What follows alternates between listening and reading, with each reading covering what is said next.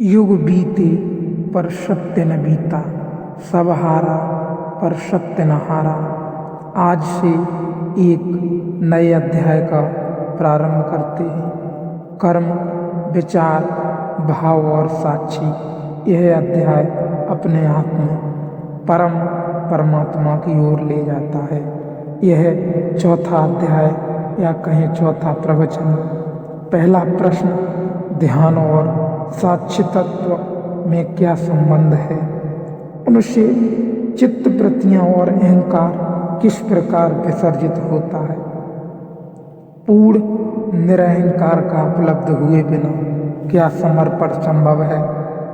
गैरिक वस्त्र और माला ध्यान और साक्षी साधना में कहाँ तक सहयोगी है? और कृपया यह भी समझाएं कि साक्षी तत्व, जागरूकता और सम्यक स्मृति में क्या अंतर है। मनुष्य के जीवन को हम 4 हिस्सों में बांट सकते हैं। सबसे पहली परिधि तो कर्म की है। करने का जगत है सबसे बाहर। थोड़े भीतर चलें तो फिर विचार का जगत है, और थोड़े भीतर चलें तो फिर भाव का जगत है, भक्ति का, प्रेम का। और थोड़े भीतर चलें तो केंद्र पर पहुँचें तो साक्षी का। साक्षी हमारा स्वभाव है, क्योंकि उसके पार जाने का कोई उपाय नहीं है। कभी कोई नहीं गया, कभी कोई जा भी नहीं सकता। साक्षी का साक्षी होना संभव है। साक्षी तो बस साक्षी है, उससे पीछे नहीं हटा जा सकता। वहाँ हमारी बुनियादी आ गई। साक्षी की बुनियादी पर यह हमारा भवन है, भाव का, विचार का, कर्म का। इसीलिए 3 योग हैं, कर्म योग, ज्ञान योग, भक्ति योग। यह बात समझ लेने के लिए अत्यंत महत्वपूर्ण है। साक्षी की बुनियादी पर यह हमारा भवन है, भाव का, विचार का, कर्म का। इसलिए 3 योग हैं, कर्म योग, ज्ञान योग, भक्ति योग। वे तीनों ही ध्यान की पद्धतियां हैं। उन तीनों से ही साक्षी पर पहुंचने की चेष्टा होती है। कर्म योग का अर्थ है कर्म और ध्यान। सीधे कर्म से साक्षी पर जाने की जो चेष्टा है वही कर्म योग है।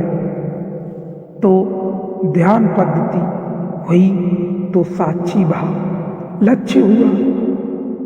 पूछा है ध्यान और साक्षी तत्व में क्या संबंध है? ध्यान मार्ग हुआ, साक्षी तत्व मंजिल हुई। ध्यान की परिपूर्णता है साक्षी तत्व, और साक्षी भाव का प्रारंभ है ध्यान।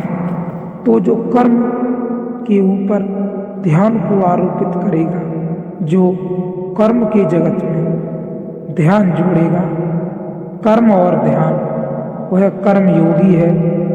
फिर ज्ञान योगी है, वह विचार के ऊपर ध्यान को आरोपित करता है, वह विचार के जगत में ध्यान को जोड़ता है, वह ध्यान पूर्वक विचार करने लगता है, एक नई प्रक्रिया जोड़ देता है। जो भी करेगा होश पूर्वक करेगा, ध्यान पूर्वक करेगा, सजगता से करेगा।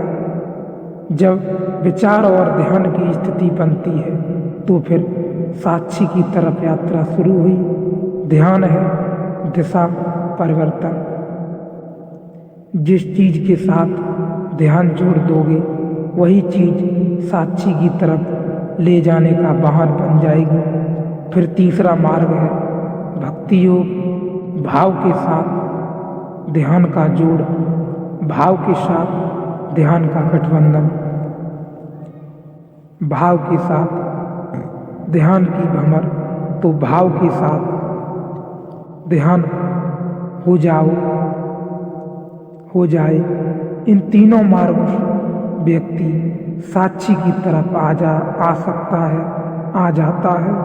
लेकिन लाने वाली विधि ध्यान है।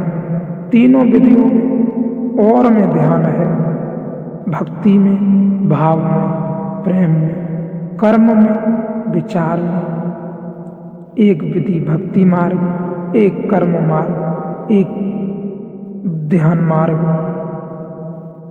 कर्म योग, भक्ति योग, ध्यान योग, तीनों में ही ध्यान मौजूद है। मौलिक बात ध्यान है। जैसे कोई वैद्य तुम्हें औषधि दे और कहे शहद में मिलाकर ले लेना, और तुम कहो शहद में लेता नहीं, मैं जैन धर्म का पालन करता हूँ, तो वह कहे दूध में मिलाकर ले लेना, और तुम कहो दूध में लेता नहीं, ले नहीं सकता, क्योंकि दूध तो रक्त का ही हिस्सा है। मैं केकर ईसाई हूँ, मैं दूध नहीं पी सकता। दूध मांसाहार हो तो वैद्य कहे पानी में मिलाकर ले लेना, लेकिन औषधि एक ही है। मधु, दूध या जल कोई फर्क नहीं पड़ता, वह तो सिर्फ औषधि को गटकने के उपाय हैं। गले से उतर जाए, औषधि अकेली न उतरेगी। ध्यान औषधि है, उसके साथ जल भी उतरेगा, दूध भी उतरेगा, मधु भी उतरेगा, शहद भी उतरेगा। इससे कोई फर्क नहीं है। गटकने के साथ तो ध्यान मौजूद है। इसलिए इन तीनों मार्गों में साक्षी की तरफ बढ़ने के लिए ध्यान आवश्यक है।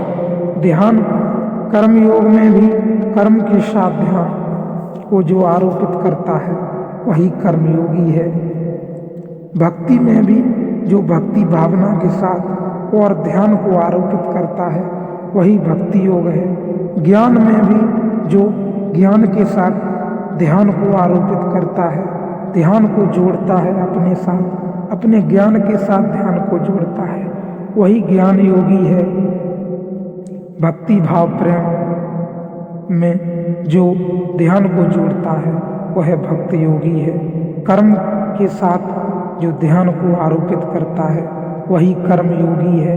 इससे अधिक परिभाषा सटीक कर्म, विचार और भाव की कोई नहीं हो सकती, क्योंकि ये तीनों ही परिभाषाएं जैसे ही तुमने गटक ली, समझो तुम साक्षी की ओर यात्रा शुरू हो गई, परम चैतन्य की ओर यात्रा शुरू हो गई, और क्षण क्षण में मुक्ति का क्षण करीब आने लगा, परम की ओर यात्रा शुरू हो गई।